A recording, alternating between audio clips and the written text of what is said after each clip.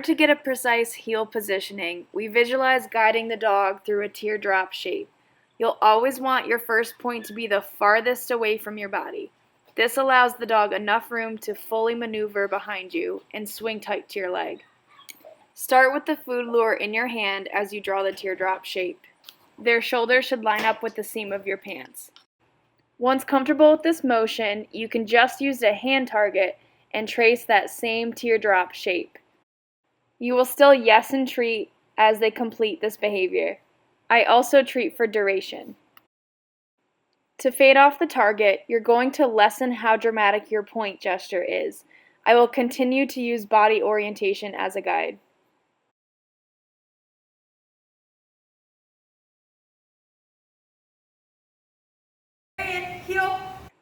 At this point in training, I use little body cues other than my head turning. As we transition to a walking heel, it is important to treat the position frequently. Use the seam of your pants as the locale for doling out treats. You'll notice I have a handful of treats that's hovering above her head, just so I can keep the rate of reinforcement quick. When the dog is getting the hang of a walking heel, you can begin to space out the treats a bit more. You can also remove the hovering hand and feed from the treat bag instead. I'll use an open hand right near the seam of the pants as a reminder of where the dog needs to be in case they're lagging or pulling ahead. I call them spirit fingers.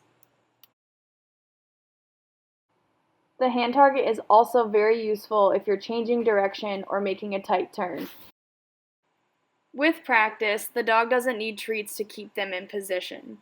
Start in a low distraction environment and work your way up. Outside is the most challenging place for loose leash walking. The dog should also be able to maintain position whether you're going slow or fast. You never know when you could encounter a lion on your neighborhood walk.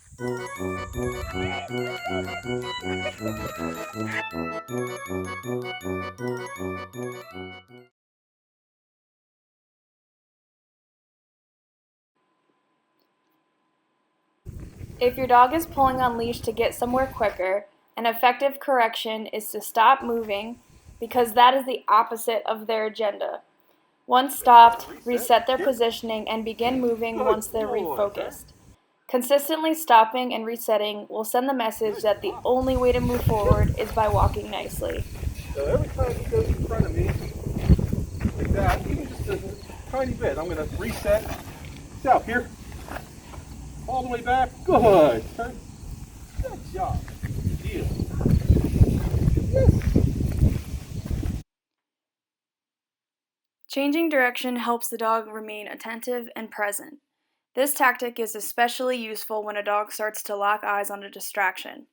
Instead of allowing them to get consumed with that distraction, we can turn around and cover ground they're already familiar with. This will also make that particular distraction out of sight and hopefully out of mind. For a dog that has like a mild foraging, what I'll do is just get a good natural arm swing and get my leash the proper distance so that what's going to happen when I'm swinging and walking forward, they're not going to feel the leash at all.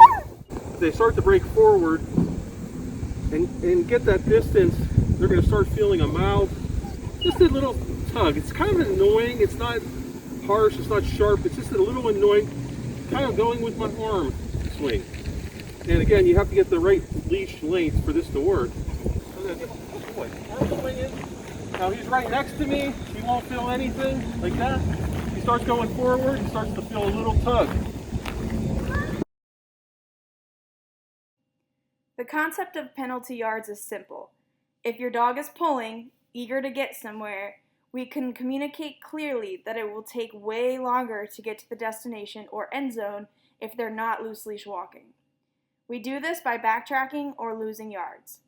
We continue to go the opposite direction until they have turned their attention back to you and resume their loose leash walking. Here. Oh, all right.